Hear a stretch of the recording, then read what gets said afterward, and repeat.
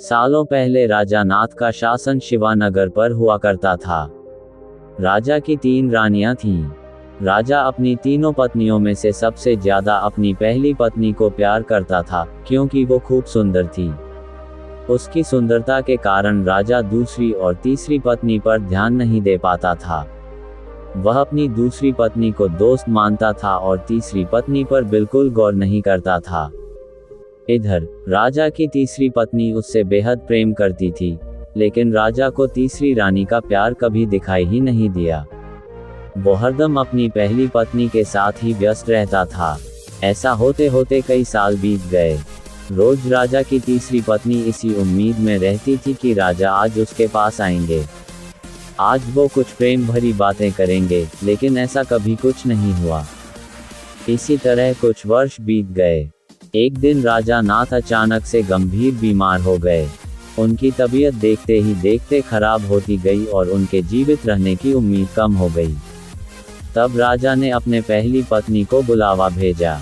राजा की पहली पत्नी राजा के पास आए तो राजा ने उससे पूछा कि मेरे जीवित रहने की संभावना बहुत कम हो गई है और मैं भगवान के पास अकेले जाना नहीं चाहता हूँ, क्या तुम मेरे साथ चलोगी?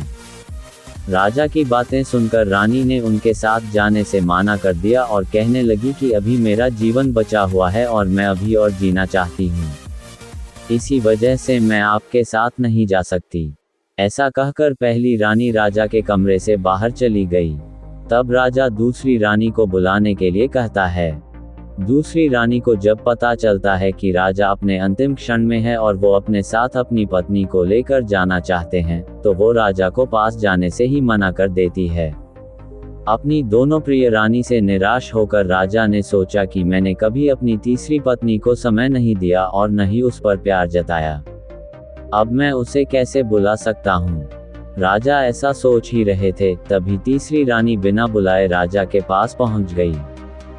तीसरी रानी को राजा की इच्छा पता होती है, इसलिए वह सीधे राजा से कहती है, स्वामी मैं आपके साथ चलने के लिए तैयार हूँ। रानी की बात सुनकर राजा को बहुत खुशी हुई।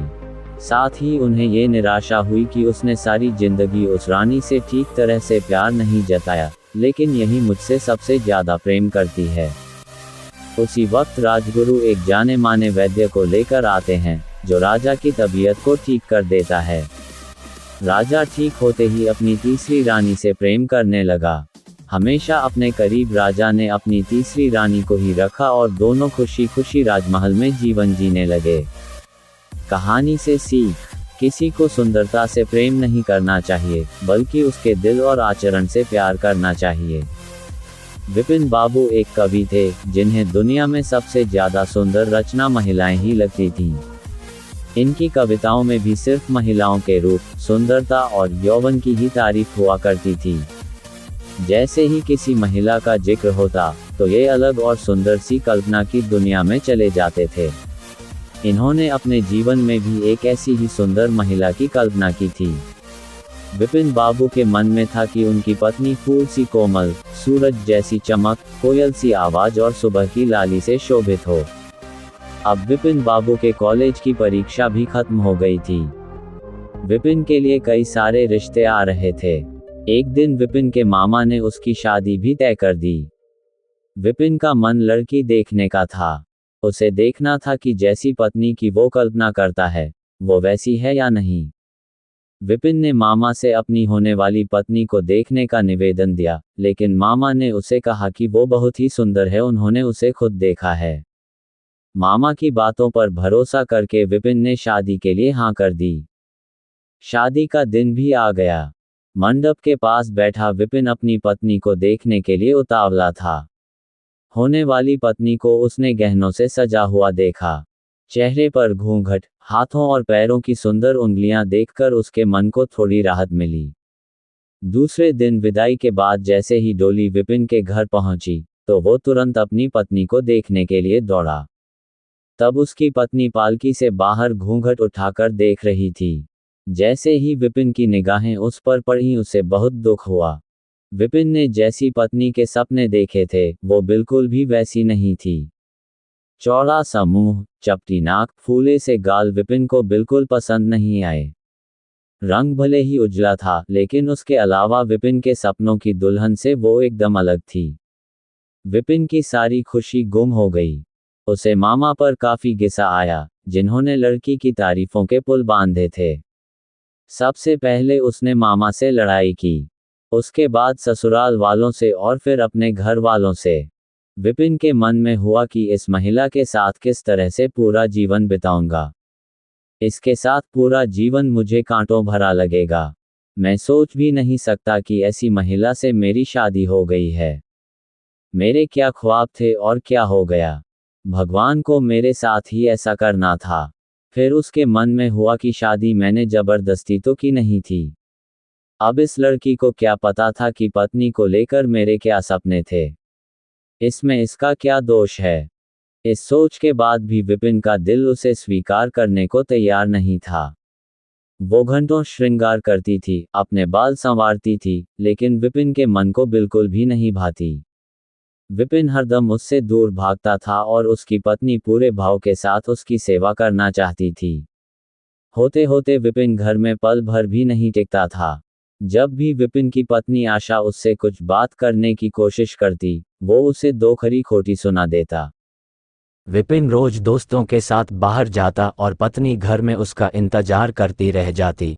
काफी दिनों के बाद जब विपिन घर खाना खाने के लिए आया, तो आशा ने कहा कि आप मेरी वजह से घर में रहना ही छोड़ देंगे क्या? विपिन ने मुंह मोड़ते हुए जवाब दिया, घर में ही तो रहता हूँ, बस आजकल नौकरी ढूंढने के लिए ज्यादा दौड़ भाग करनी पड़ रही है। आशा ने कहा, मैं खूब जानती हूँ कि आप घर में क्यों नहीं टिकते हैं। आप किसी डॉक्टर से बात करके मेरा चेहरा वैसा क्यों नहीं बना देते जैसा आप चाहते हैं। विपिन से चिढ़ते हुए कहा, क्यों तुम बेवजह फिजूल की बातें कर रही हो? तुम्हें यहाँ आने के लिए किसने कहा? उसकी पत्नी ने पूछा, जब आपको किसी चीज से परेशानी है तो उसका इलाज भी करना होगा ना? विपिन बोला, भगवान जिस काम को नहीं कर पाया उसे मैं कैसे कर दूंगा? गुस्से में आशा कहने लगी, इसके बारे में आपको सोचना चाहिए कि भगवान ने जो किया है उसके लिए मुझे सजा क्यों मिले। हर तरह की सूरत वाले लोग दुनिया में हैं, लेकिन उनके पति ऐसा व्यवहार उनसे नहीं करते। विपिन ने झल्लाते हुए जवाब दिया कि क्या मैं तुमसे कोई गलत व्यवहार करता हूँ? क्या कभी मैंने तुमसे लड़ाई की है? तुम ही मेरे सामने आकर मुझसे बहस करने लगती हो। ये सब सुनकर आशा वापस चली गई। उसे लगा कि इन्होंने मेरे प्रति अपना दिल पत्थर का बना लिया है, अब ये मेरी एक नहीं सुनेंगे। इधर विपिन का ऐसा रवैया देखते देखते आशा बीमार हो गई। वो अपनी जिंदगी से निराश थी। उधर बीमार आशा को देखने विपिन एक बार भी नहीं गया। उसके मन में था कि इसे कुछ हो जाए तो इस बार अपनी पसंद की लड़की से शादी कर लूंगा। अब तो विपिन को और भी छूट मिल गई थी। पहले कभी कभी आशा रोकती टोकती और बाहर जाने की वजह पूछ लेती, लेकिन अब विपिन पूरी तरह आजाद था। गलत आदतों में पड़कर विपिन सिर्फ अपने पैसे ही बर्बाद नहीं कर रहा था, बल्कि सेहत और चरित्र सब कुछ खो रहा था। होते होते विपिन का पूरा शरीर पीला और कमजोर पड़ने लगा। शरीर में सिर्फ हड्डियां ही नजर आ रही थीं और आंखों के आसपास काले घेरे व गड्ढे पड़ गए थे। अपने चेहरे को देखकर रोज विपिन उसे संवारने की कोशिश करता, लेकिन कुछ हो नहीं पाता। एक दिन महीनों से बीमार पड़ी आशा बरामदे के पास चारपाई पर लेटी थी। उसने विपिन को काफी समय से नहीं देखा था, इसलिए किसी से विपिन को बुलावा भेजा। आशा के मन में था कि बुलावा तो भेज दिया है, लेकिन वो आएंगे नहीं। आशा का बुलावा मिलने पर आज विपिन पहले की तरह झल्लाया नहीं। वो बिना संकोच किए आज आशा के पास जाकर खड़ा हो गया। जैसे ही आशा ने उसे देखा तो हैरान हो गई। उसने पूछा, क्या आप बीमार हैं? बहुत दुबले हो गए हैं और पहचान में भी नहीं आ रहे हैं। विपिन ने कहा, जिंदा रहकर भी अब क्या करना है। आशा ने नाराज होते हुए विपिन का हाथ पकड़कर चारपाई पर बैठा दिया और बोली, दवाई क्यों नहीं करते। आज आशा के इस तरह उसे खींचने पर विपिन नाराज नहीं हुआ। उसके व्यवहार में वो कड़वाहट नहीं थी, उसका गुस्सा जैसे पिघल गया था। चारपाई में बैठते ही विपिन ने जवाब दिया, अब दवाई से मेरा कुछ नहीं होगा। मौत ही मुझे अपने साथ लेकर जाएगी। मैं ऐसा तुम्हें दुख देने के लिए नहीं कह रहा हूँ। मैं भयंकर रोग से ग्रस्त हूं और अब मैं बच नहीं सकता। इतना कहते ही विपिन चारपाई पर बेहोश होकर गिर गया। उसका पूरा शरीर कांपने लगा और पसीना पसीना हो गया। विपिन की ये हालत देखकर महीनों से बीमार पड़ी आशा झट से बिस्तर से उठ गई। वो पानी लाकर विपिन के चेहरे पर मारने लगी, लेकिन उसे होश नहीं आया। शाम तक विपिन का मुंह टेढ़ा हो गया और शरीर में कोई हरकत नहीं थी। ये लकवा था, जिसकी चपेट में विपिन आ गया था। इस रोग में बीमार आशा ने विपिन की खूब सेवा की। लगातार 15 दिन तक विपिन की स्थिति नाजुक बनी रही। दिन रात एक करके आशा द्वारा की गई मेहनत रंग लाने लगी। विपिन की हालत कुछ संभली, लेकिन अभी भी आशा अपनी गोद में सुलाकर ही विपिन को दवाई पिलाती और खाना खिलाती थी। इन सब में वो अपनी तबीयत को जैसे भूल ही गई थी। शरीर बुखार से तपता था, लेकिन उसे विपिन की स्थिति के सामने खुद की सेहत कुछ भी नहीं लगती था। अब विपिन के दोनों पैरों में थोड़ी ताकत आने लगी थी। होते होते 4-5 महीने में वो अपने पैरों पर खड़ा होने लगा, लेकिन उसका मुंह टेढ़े का टेढ़ा ही रहा। उसके चेहरे पर पहले जैसी रौनक भी नहीं रही। एक दिन अपना चेहरा शीशे में देखने के बाद विपिन ने कहा कि मुझे भगवान ने अपने किए की सजा दी है।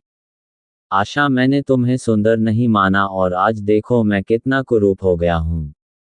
अब तुम भी मेरे साथ वैसा ही व्यवहार करो जैसा मैं तुम्हारे साथ किया करता था।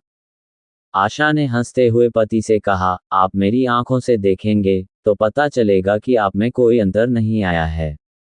आप पहले जैसे थे अब भी वैसे ही हैं। विपिन बोला, अच्छा, बंदर जैसा मुंह दिख रहा है और तुम कहती हो कोई अंतर नहीं आया है। तुम्हें मालूम है न, भगवान ने मुझे मेरी करनी की सजा दी है। सबने खूब जतन किए, लेकिन विपिन का मुंह सीधा नहीं हो पाया।